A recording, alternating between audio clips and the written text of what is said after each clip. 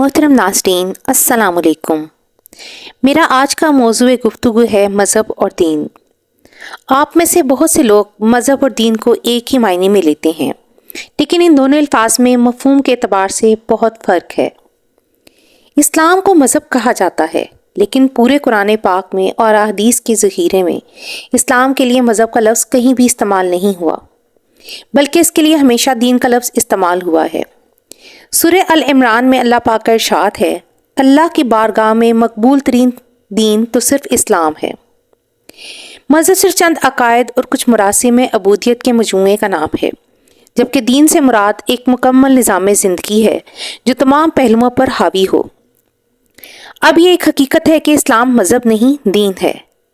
اب اگر ہم غور کریں تو ہم شروع سے ہی اپنے بچوں کو یہ سوال سکھاتے ہیں کہ ہمارا رب کون ہے، ہم کس کی عبادت کرتے ہیں، ہمیں کس نے پیدا کیا، اور ہمارا مذہب کیا ہے۔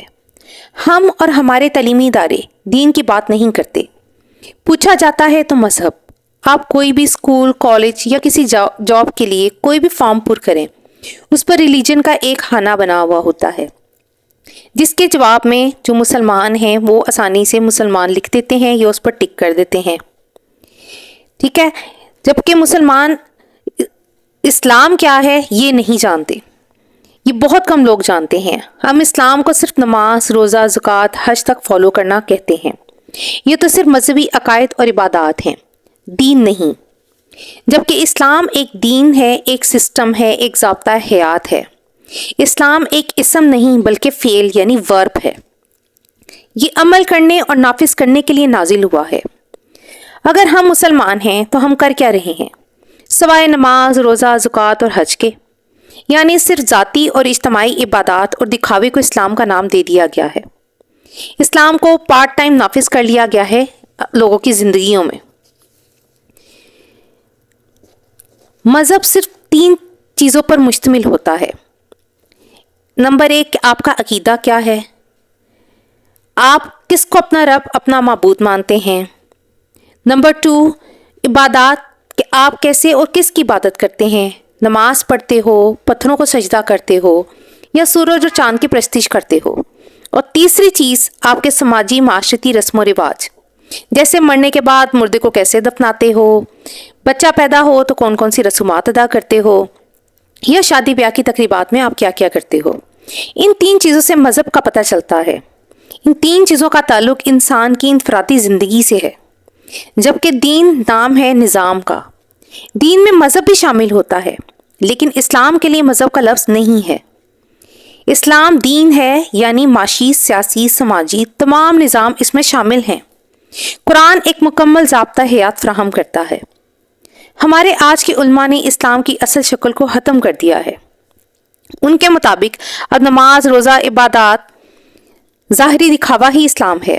باقی کسی چیز میں، چاہے وہ وراثتی معاملہ ہو، چاہے سود، رشوت، قتل یا کوئی اور معاملہ، اس کو انگریزی اور عدالتی نظام میں شامل کر دیا گیا ہے۔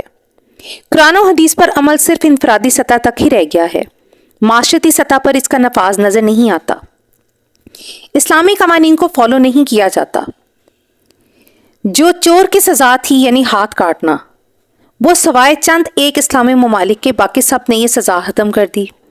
سود کی حرمت کا سب کو اندازہ ہے، لیکن تمام اسلامی ممالک میں بینکنگ کا سودی نظام چل رہا ہے۔ پردے کو صرف سر کو ڈھانپنے کی حد تک کیا جاتا ہے، چہرے پر توجہ نہیں دی جاتی۔ داڑھی سنت رسول ہے، اور یہ سنت چہرے پر سجا کر اطمینان سے بے ایمانی کے دھندے کیے جا رہے ہوتے ہیں۔ جو شخص اسلام کو صرف مذہب کے طور پر لیتا ہے وہ مسلمان نہیں، بلکہ وہ ایک نفسیاتی مریض بن چکا ہے۔ مسلمان کا مطلب سب کا خیر خواہ ہے۔ جو اسلام کو مذہب سمجھتے ہیں وہ اپنی اولاد کو نماز کی ترغیب دیتے ہیں، روزے کی پابندی سکھاتے ہیں، اور اسی اولاد کو تعلیم دلوا کر اچھی نوکری ملنے پر رشوت لینے سے منع نہیں کرتے۔ یعنی نماز پڑھتے رہو اور دنیا کے کام بھی جاری رکھو، چاہے وہ جائز ہوں چاہے ناجائز۔ جبکہ دین کا مطلب یہ ہے کہ نماز آپ کو غلط کاموں سے روکے، روزہ رکھ کر جھوٹ بولنا یا ناجائز منافع کمانا یہ دین نہیں ہے۔ روزہ تو آپ کو دوسروں کے درد کا احساس دلواتا ہے۔ لوگ کہتے ہیں ہم نماز پڑھیں یا نہ پڑھیں، دوسری عبادات کریں یا نہ کریں، اس سے کسی دوسرے کو فرق نہیں پڑنا چاہیے۔ عبادات اور اللہ کے ساتھ معاملات ہمارا ذاتی معاملہ ہے، اور گناہ اور ثواب اللہ نے دینا ہے، لوگوں نے نہیں۔ تو جناب آپ صرف یہ دیکھیں کہ آپ خود کو مسلمان کہتے ہیں، آپ کو دیکھ کر کتنے غیر مسلم اسلام قبول کرنے کے لیے تیار ہوں گے، کتنے لوگ آپ سے متاثر ہوں گے۔ لوگوں کو تو چھوڑیے، آپ تو اپنی اولاد کو دے کر کیا جا رہے ہیں؟ آپ کی تو اپنی اولاد اسلام سے ہٹ گئی، آپ اپنی اولاد کو ایک دوگلی شخصیت بنا کر جا رہے ہیں، جو نام کے مسلمان ہیں، نام کا دین ہے، اور ہماری تمام دعاؤں میں ہر وقت جنت کا حصول ہے، جامع کوثر کی تمنا ہے۔ ہم اپنے اعمال تو دور کی بات، اپنے قائد، اپنے ظاہر اور باطن تک کو نہیں دیکھتے۔ مسجد سے نکل کر تاجر حضرات ناجائز منافع کے لیے قرآن کی قسم اٹھا رہے ہوتے ہیں۔ بحیثیت مجموعی ہم سب واقعی قرآن کی سورہ الاثر کے مطابق خسارے میں ہی ہیں۔ نہ ہم دین کو سمجھ سکے، نہ دنیا کو۔ دین کے مطابق زندگی نہیں گزار سکتے۔ ہم سمجھتے ہیں ہماری تہجد، ہمارے چاشت، ہماری اشراق، ہمارے نفلی روزے، ہمارے صدقہ خیرات، چاہے وہ جس مرضی مال سے دیے ہوں، حلال یا حرام، وہ شاید ہمیں جنت میں پہنچا دیں گے، کیونکہ ہمارا مذہب اسلام ہے۔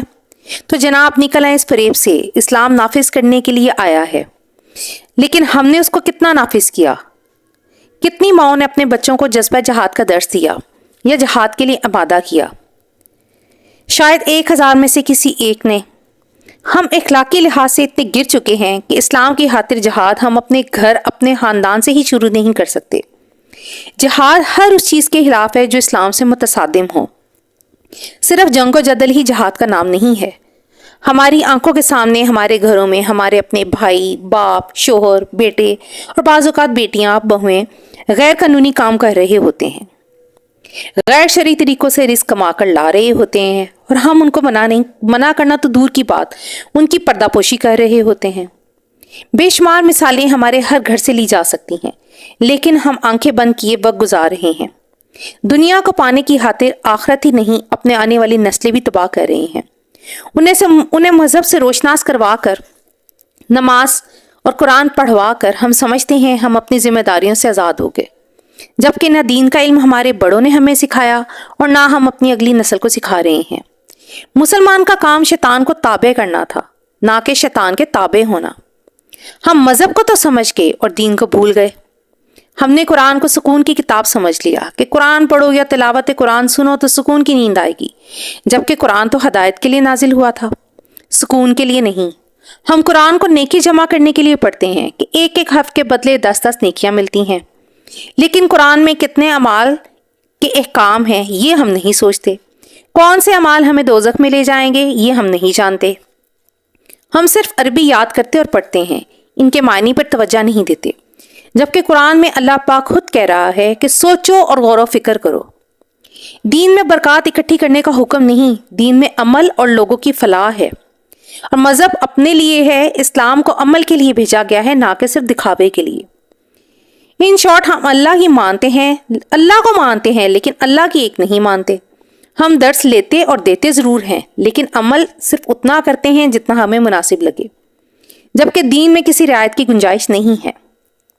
سورہ بقرہ میں اللہ پاک کا ارشاد ہے، اے ایمان والو، اسلام میں پورے کے پورے داخل ہو جاؤ اور شیطان کے قدموں پر نہ چلو، بے شک وہ تمہارا کھلا دشمن ہے۔ یعنی اسلام کے احکامات کو من و عن قبول کیا جانا چاہیے اور اس پر عمل کرنا چاہیے۔ کچھ باتوں کو ماننا اور کچھ کو چھوڑ دینا، اس کی گنجائش اسلام میں نہیں ہے۔ ناظرین، ہر کسی کا اپنا نظریہ فکر ہوتا ہے، سوچنے کا اپنا انداز ہوتا ہے۔ انسان غلطیوں کا پتلا ہے اور ہر انسان غلطی کر سکتا ہے، لیکن اپنی غلطیوں پر نادم ہونا اور اسے سدھارنے کی کوشش کرنے سے اللہ پاک اپنی رحمت کے دروازے کھول دیتا ہے۔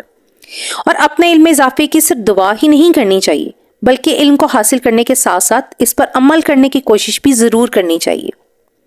میں نے اپنی طرف سے ایک چھوٹی سی کاوش کی ہے مذہب اور دین کے فرق کو بیان کرنے کی۔ مجھے امید ہے آپ کو میری بات سمجھ میں آ گئی ہوگی۔ آخر میں اپنی ویڈیو کا اختتام قرآن کی اس آیت کے ساتھ کر رہی ہوں، جس سے آپ کو مذہب اور دین کا فرق شاید اور زیادہ سمجھ میں آ سکے۔ قرآن پاک میں ارشاد ہے، آج میں نے تمہارے لیے تمہارا دین مکمل کر دیا اور تم پر اپنی نعمت پوری کر دی اور تمہارے لیے اسلام کو بطور دین پسند فرمایا۔